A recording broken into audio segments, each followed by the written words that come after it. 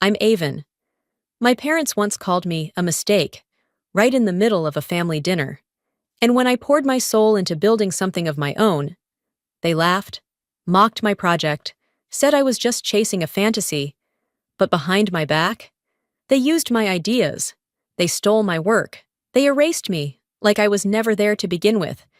And just when I thought they couldn't go lower, they locked me out of my job, cut off my team, and framed me for fraud.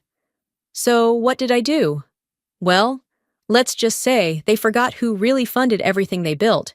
They say you can't choose your family, but I've learned you can outgrow them. It was a Sunday evening in early March when my parents invited me to dinner at the house.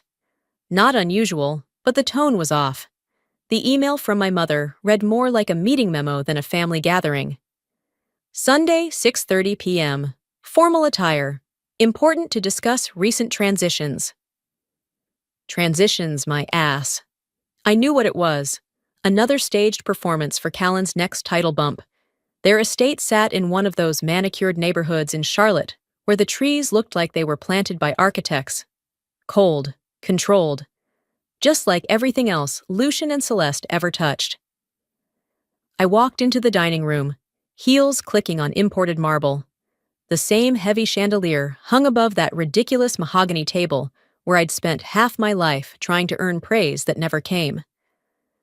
Callan was already seated, collar open, wine in hand, smirking like the world owed him for showing up. Dinner began with small talk, forced smiles, forks clinking against plates.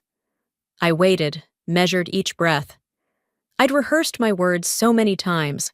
When Lucian finally paused to pour himself another glass of red, I looked up. "Dad," I said, "I think I've earned the right to ask. Why was I never considered for CEO?" Silence, not dramatic, just hollow. Lucian didn't blink. He didn't raise his voice. He swirled his wine, took a sip, and then looked at me like I was some intern who'd spoken out of turn. "Because you're not CEO material," he said flatly. "You were a mistake the moment your mother got pregnant." It didn't even sound cruel. It sounded rehearsed, like he'd been waiting to say it for years. Celeste didn't flinch. She just tilted her head slightly and said, "Sweetheart, you weren't part of the plan. You made everything complicated." I sat still, blinking, my spine straight, shoulders locked, every nerve on fire. I heard the words, but my brain refused to translate them. Then came the cherry on top. Callan let out a quiet chuckle, like it was all so obvious. "Come on, sis," he said, lifting his glass. "You know how this works. You're the smart one, but I'm the brand." Lucian nodded, pleased. "He gets it. Vision can't be taught, Avon. You've always been good with numbers, but leading people? No one wants to follow a lecture." Celeste chimed in, sipping her Sauvignon Blanc. "The board loves Callan's energy. Well, you can be intense. It's not always palatable." Intense. That word. The corporate way of saying too much, too loud, too ambitious, especially for a daughter. My eyes burned, but I didn't let them see me blink. The meal continued like nothing had happened. Lucian transitioned into talking about Callan's upcoming keynote at a national manufacturing summit. "He'll be presenting the Nova project," he said, smiling like a proud mentor. That stopped me cold. "The Nova project?" I asked. Lucian looked at me, then waved a dismissive hand. "Your brother's taking it forward. It needs a fresh voice. Yours is a little academic. He's going to be the face of innovation for us now." Academic. I built that project from scratch, designed the framework, researched the logistics, recruited the team. The only thing Callan contributed was a single buzzword he read off a Forbes headline. Synergy. I clenched my hands under the table, digging my nails into my palm just to keep from screaming.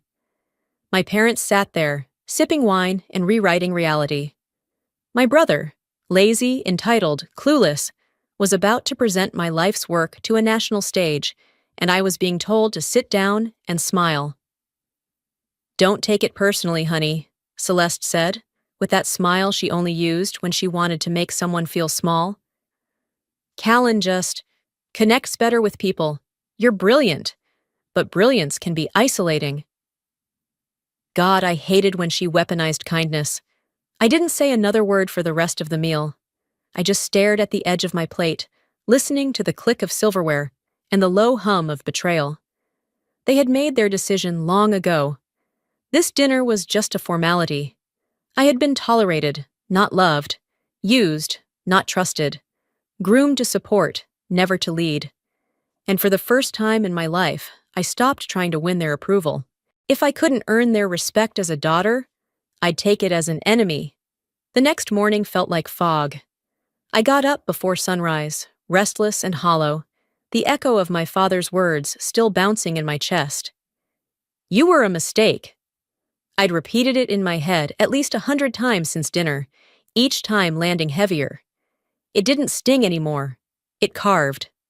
I wrapped my fingers around my coffee mug like it might hold me together and opened my inbox. 74 unread emails, but my eyes locked on the subject line at the top. From Celeste Murray. Subject: some gentle advice. I didn't need to open it to know what was inside, but I did anyway. Sometimes we women forget that being smart isn't the same as being wise. Wisdom is knowing when to step back. You've worked hard, Avon, but maybe it's time to let your brother lead. That's what your father expects. Love, Mom. There it was, laced with civility, soaked in poison. My mother didn't scream when she wanted to hurt you. She smiled and twisted the knife through etiquette. I didn't reply. I stared at the blinking cursor in the reply box for a full minute, then closed it. I knew what she was doing. Be wise meant stay quiet, and let him lead meant know your place. By 10 a.m., the company-wide video call had started. Lucian's face filled the conference monitors. He looked polished and overconfident, as always, like he was auditioning for a business documentary no one asked for. I'm thrilled to announce that our very own Callan Murray, he said, gesturing proudly to my brother seated beside him, has been the primary visionary behind our new initiative, Project Nova. His leadership and fresh thinking are exactly what Wallace Manufacturing needs in this new era. My heart didn't race. It slowed, as if even my body was stunned speechless. On screen, Callan was fumbling through slides I had created. My design, my research, my structure. He didn't even bother to rename the file.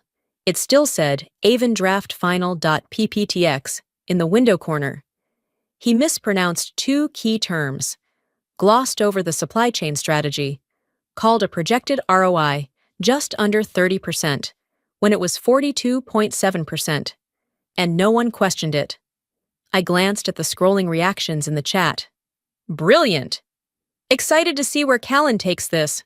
What a bold move. Bold? It was theft, and they applauded like it was genius. I texted my assistant, Sarah. Do I even exist anymore? She didn't reply for a while. When she did, it was just, I'm so sorry. By mid-afternoon, a glossy PDF version of the internal newsletter dropped into everyone's inbox. I opened it without thinking. Headline: Callan Murray, visionary behind our new future. The article credited him as the architect of Nova. Described his natural instinct for innovation and trailblazing leadership. My name wasn't mentioned, not once.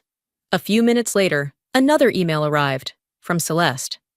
No message, just the newsletter PDF and a smiley face emoji. I don't know what burned more, her silence or her smugness. Maybe both. I closed my laptop and leaned back in my chair, eyes fixed on the ceiling. The room was quiet except for the hum of the HVAC.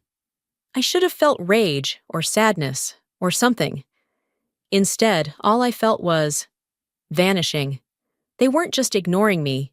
They were rewriting the story without me. They were erasing me. I closed the email, pushed my chair back, and stood slowly, letting the silence settle around me like smoke. This isn't just favoritism, I said under my breath. It's a strategy. The words echoed in my head long after I'd whispered them. That strategy became impossible to ignore when I walked into the Monday morning leadership meeting 2 weeks later and saw my name gone from the strategic planning roster. Gone, like it had never been there. The screens displayed this quarter's initiatives, with names assigned to every project lead. My title, once third on the list, was nowhere. In my usual seat sat a junior associate from marketing, nervously tapping his pen against a notepad. He avoided my eyes like I was a ghost. I cleared my throat. "That's my seat." He looked up, startled. "Oh, I was told to, just sit here today." "By who?" He stammered. I'm not sure. I think Mr. Murail's assistant mentioned it." "Of course. Mr. Murail. Not Dad. Not even Latian. Just another cold function in a suit." I stood still for a moment, scanning the room. No one made eye contact. It was like I'd become invisible in the very space I had helped shape. I didn't argue, didn't demand. I simply turned around and walked out. Back at my desk, I tried to access the project files I'd been working on for 6 months. Password denied. Access revoked. Even the shared folders I'd created were now marked restricted. I reached out to the admin in IT, Travis. He was always nice, always quick to help. He replied with a single sentence. "I'm sorry, Avon. I was instructed to reroute your access." I can't say more. That phrase. I can't say more. It's what people say when they've been warned. By 7 p.m., I was still at my desk, jaw tight, scrolling mindlessly through archived emails. Then something strange happened. A message pinged my inbox. It wasn't addressed to me, but somehow I'd been copied by mistake. The subject line read, "Quarterly Executive Feedback, Avon Miri." I opened it.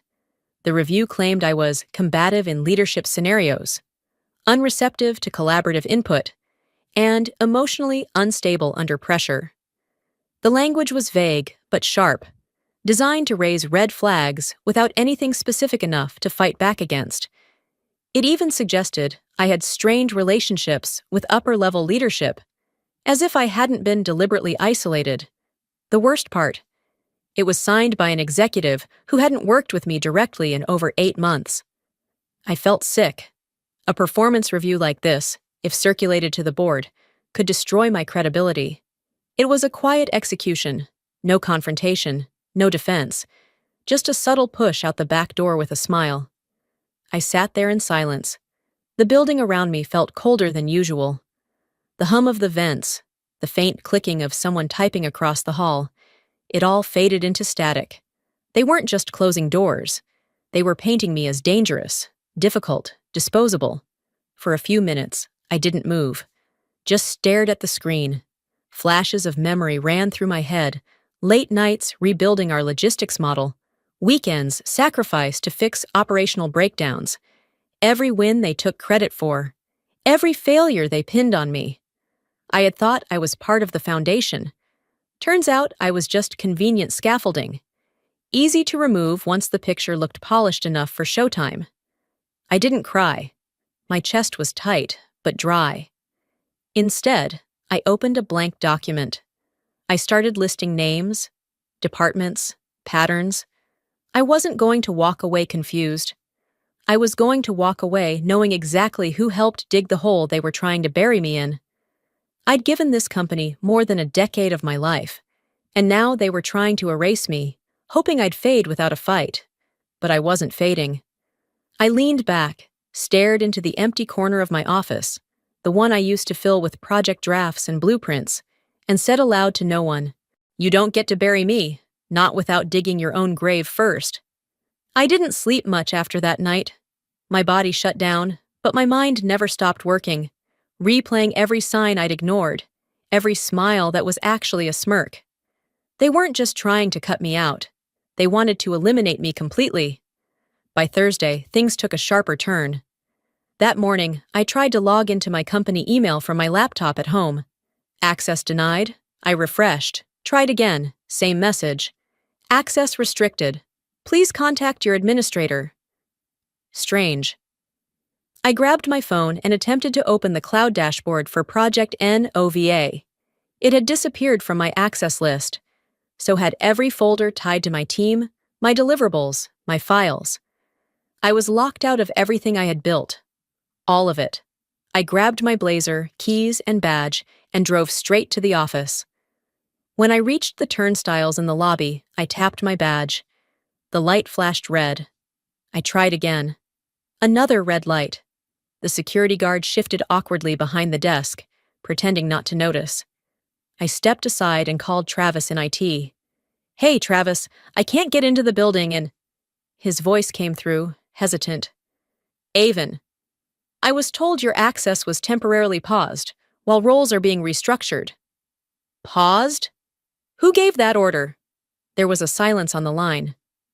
"That's above my level. Sorry." Above his level, like everything else lately.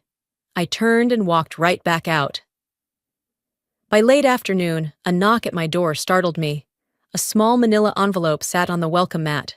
No return label, no note. Inside was a printed copy of a vendor contract, Wallace Manufacturing, listed as the payer, nearly $4 million in retainer fees, approved under my name. Except I had never seen it before. My digital signature was at the bottom, dated 2 weeks earlier. The vendor's name was unfamiliar. So was the agency listed. And yet, the formatting, the legal header, looked authentic. I scanned the routing information. The contract had been pushed through by Callan. The approval chain showed him initiating the process, and then my name, my signature, on the final line. I felt the color drain from my face. He wasn't just climbing on my back anymore. He was framing me. This was beyond ambition. This was malicious. Within an hour, I was on the phone with someone I hadn't called in years. Carla, a former colleague turned compliance lawyer, now consulting out of Atlanta. She picked up on the second ring. "Avon? I need you to look at a contract," I said, my voice low. "I think someone forged my signature, and they're trying to make it look like I signed off on millions in payments." Her tone shifted instantly. "Email it. Now." I sent the file. 15 minutes later, she called back. "If this hits audit," she said, "it doesn't just look bad, it looks criminal. Whoever did this wants you liable for fraud." I sat still. My pulse was hammering, but my hands were steady. "If they want war," I said, "they'll get it. But it won't be on their terms." The next hour was a blur. I gathered everything I could: backups of emails, screenshots of access logs, notes, timelines. I packed my personal items from my home office into a sleek, hard-shelled case. I turned off my work phone for good. There was nothing left to talk about.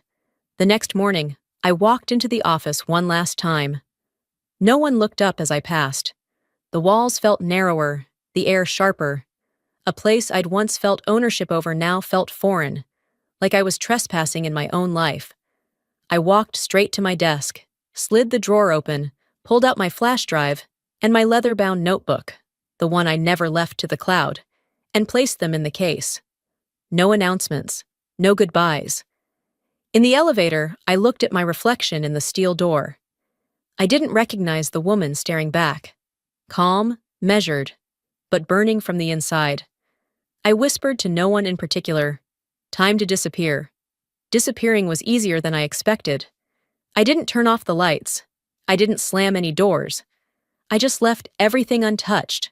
My desk, my nameplate, even the framed photo of a younger me at a product launch ribbon cutting, back when I still believed legacy meant something. By Monday, my calendar was blank. No one could reach me, no messages, no out-of-office reply. I became a ghost in a building I helped build. The whispers started almost immediately. Did she resign? Maybe she had a breakdown. I heard she got escorted out by legal. Let them guess. Let them spin whatever narrative helped them sleep at night. Meanwhile, I was sitting cross-legged in the center of my condo, laptop open, sleeves rolled up, coffee gone cold on the table. The blinds were shut. Every light was off, except for the soft glow of my screens. My private home office had been silent for months, but now it pulsed with purpose. I wasn't panicked. I wasn't crying. I was working. First, I accessed the backup drive I'd kept off-site. contingencies I hoped I'd never need.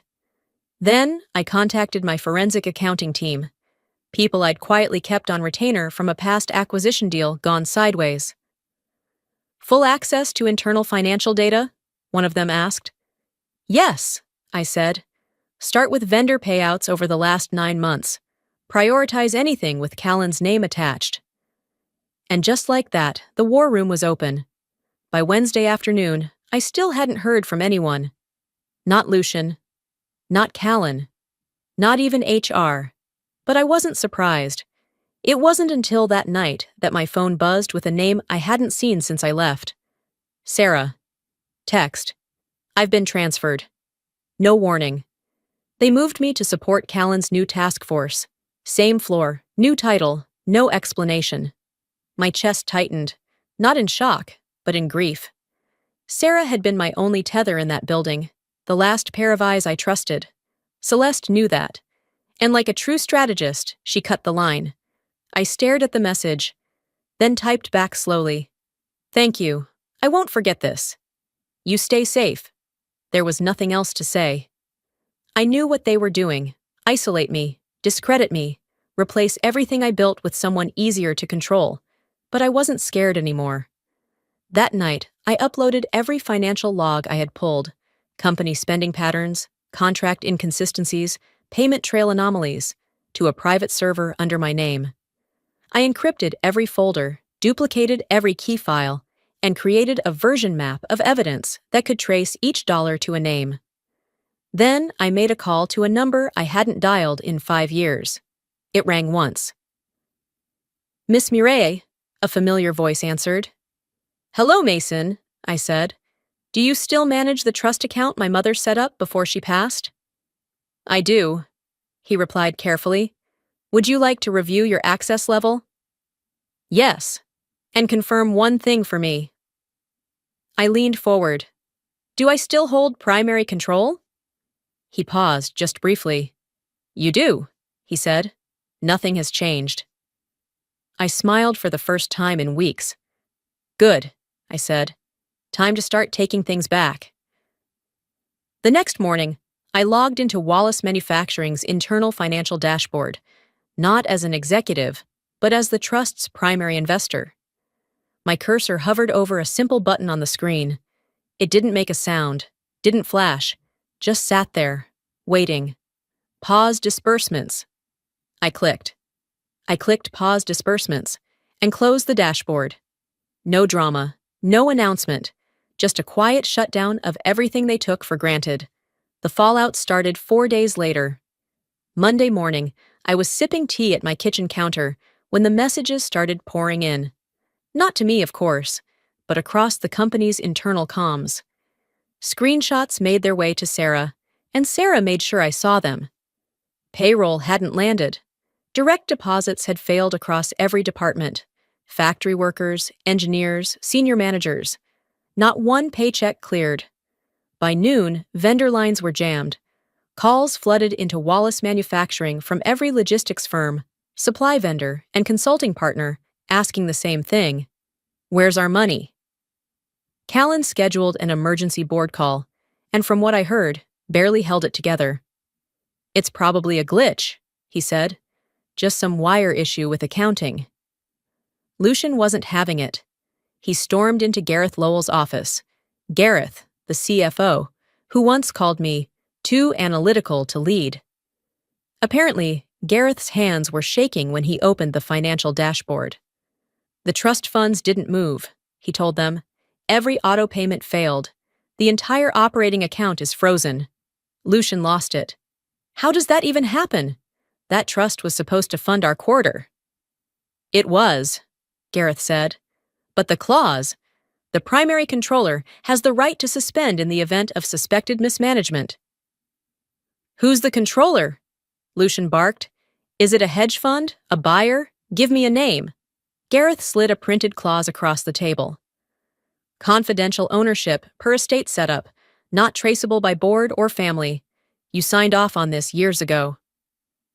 That's when Celeste spoke. It's Avon. She didn't ask. She stated it. Lucian dismissed it, of course. She wouldn't dare. Celeste just stood there, silent. But I knew her silence. She wasn't surprised. She was exposed. That afternoon, a courier envelope arrived at my condo. Hand-delivered.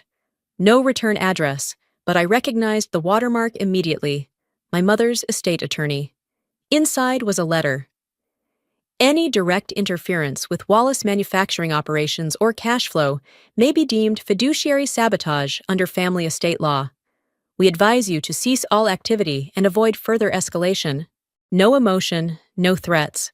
Just an expensive way of saying, back off. I sat on my couch, letter in hand, and for the first time in this entire saga, I laughed.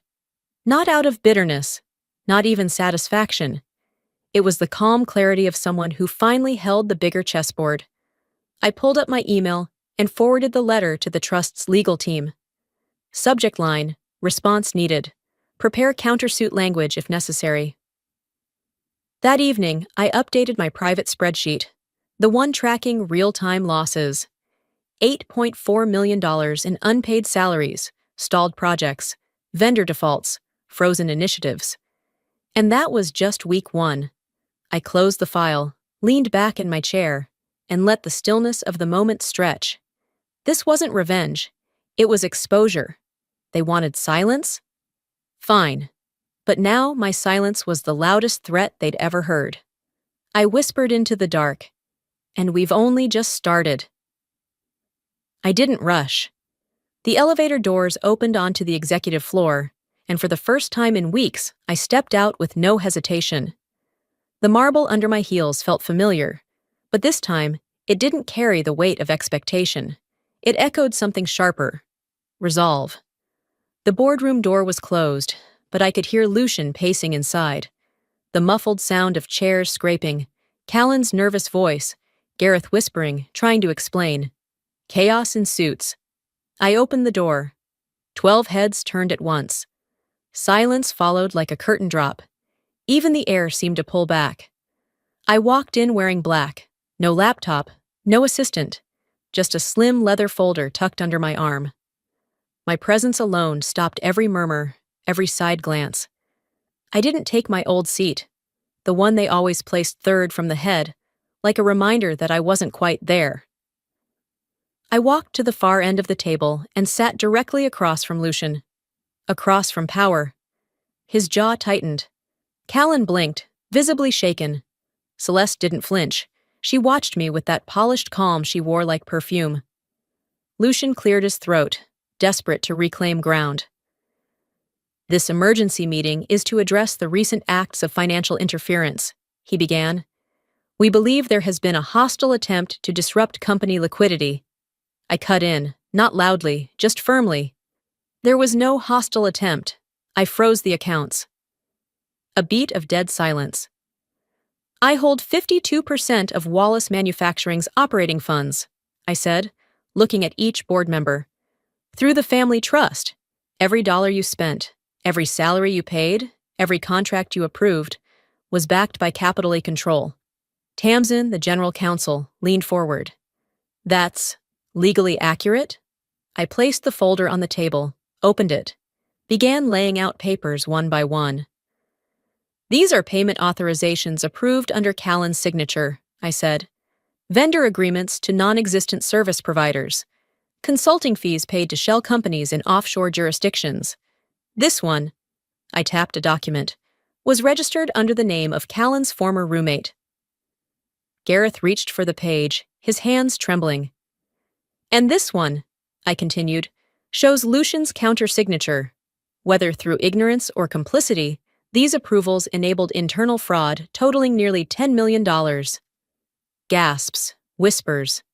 Lucian's face turned a shade I'd never seen before. Ashen, drained of that usual superiority. Celeste sat stone still. She didn't look at me. She didn't look at anyone. Just forward, cold and blank. Callan broke the silence. This is payback, he snapped. You're doing this because you couldn't handle being passed over. I looked at him, not angry, not even disappointed. Just done. No, I said. This is accountability. You weren't passed the torch. You stole it, then lit the house on fire. Tamsin stood. If these documents are verified, and I believe they are, we're legally required to open a full investigation. Lucian tried to speak, but his voice cracked. I recommend, Tamsin said, steady and clear, the immediate suspension of both Lucian and Callan Morel, pending legal review. Effective immediately. She looked around the table. One by one, the board members nodded. No one defended them, not this time. I didn't smile. I didn't gloat. I stood slowly and collected the folder. I didn't come here to win, I said, locking eyes with no one and everyone. I came to reclaim what was always mine. The text came at 7:14 a.m. Lunch? Just us. No lawyers, no drama. Celeste never added pleasantries, no emojis, no punctuation beyond what was necessary to keep things clean, deliberate. Even in casual outreach, she treated language like a scalpel. I stared at the message longer than I should have. Not because I was considering saying no, but because I wanted to know what it felt like. To see her name, one last time, without flinching. I typed one word back. Okay. We met at a restaurant on the edge of downtown Charlotte. Sleek, expensive, forgettable. The kind of place that existed to host quiet betrayals over polished silverware. It was the same place we used to go when I was a teenager, after board meetings, where I was told to sit quietly and learn. I arrived 3 minutes early. She was already seated. Of course. Celeste was in navy blue, structured shoulders, minimal jewelry, a smile that didn't quite reach her eyes. I recognized that expression. It was the one she used with donors and corporate partners, the one that suggested diplomacy while issuing a warning. Avon, she said gently. I nodded, sliding into the booth across from her. The silence lingered as the waiter poured water and disappeared without another word. You've made your point, she began softly. You're brilliant. You're fierce. You've always been that way. I didn't respond. I let her talk. But you're also burning bridges no one can rebuild. Her voice stayed even, but her fingers tightened around the base of her glass. There's still time to come back from this, to fix the family. I watched her, unmoved. She leaned forward slightly, lowering her voice. You care about this family, don't you? About your legacy? We only did what was best, for the business, for your future. There it was, the line she'd used for years. The same script, the same manipulation, dressed up in concern. I took a slow breath. No, I said quietly. You did what was best to keep me beneath you. She blinked, just once. You were never going to let me lead, not because I wasn't capable, but because I reminded you of what you never dared to be. Celeste sat back, folding her hands, that mask of control starting to crack. You think I enjoyed any of this? She asked. Do you know what it took to keep this family, this company, afloat? I know exactly what it took, I said, because I was the one holding it together while you pretended to be protecting it. The server brought salads we didn't touch. I reached into my bag and pulled out an envelope. Inside was a single-page document, formally severing all legal connection to the family trust, aside from the controlling interest I legally retained. I don't know.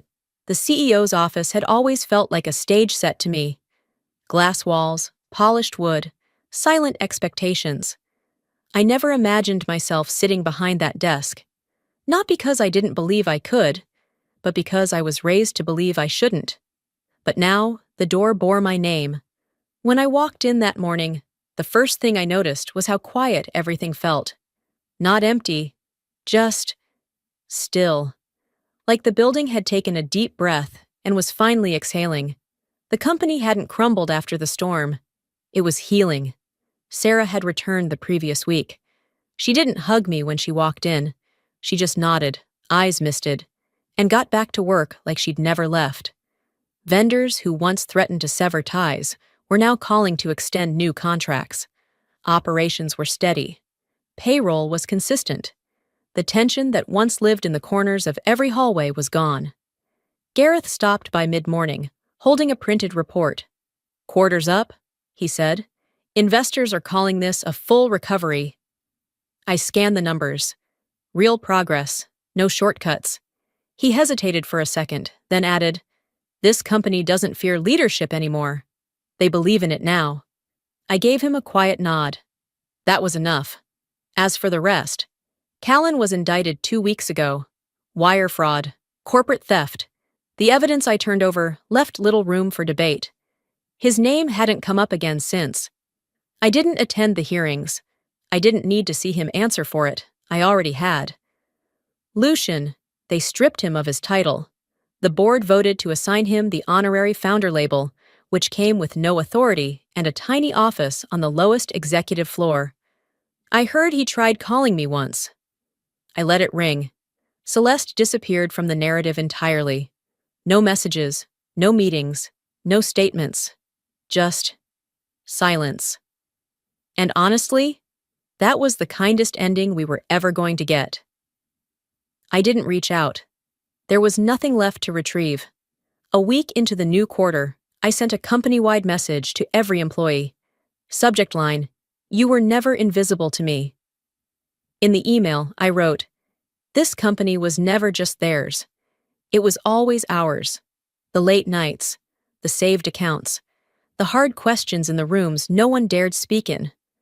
I saw you, and from now on, I'll make sure you're seen." I didn't expect replies, but they came, hundreds.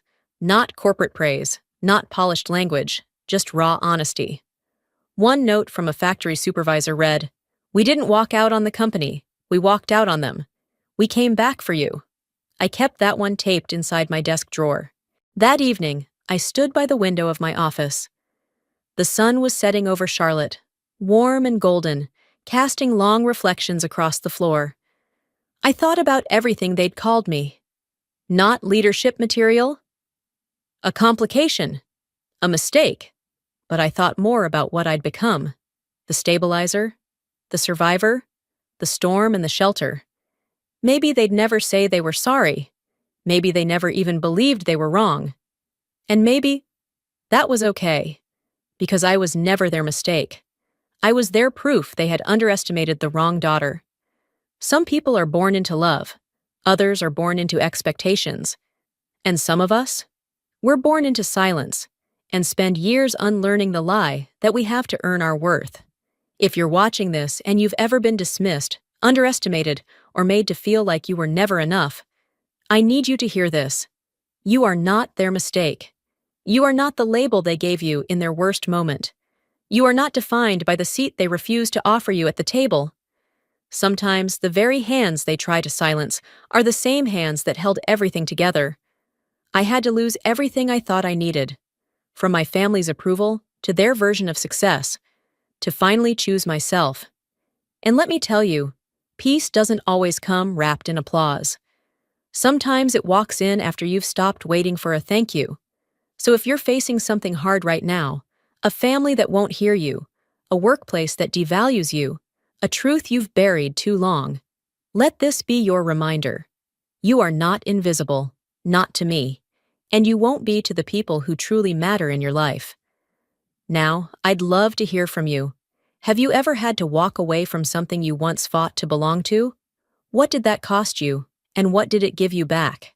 Let's open up this conversation in the comments. Your story might be exactly what someone else needs to read today. If this video touched your heart, drop a 1 in the comments or tell me what city you're watching from. And if it didn't connect with you, I'd still love to know why. Your honesty helps make this space better. Wherever you're watching from, you matter here. And if this story made you feel seen, even a little, don't forget to subscribe to the channel so you never miss the next one. Let's keep growing, learning, and rising together. See you in the next story.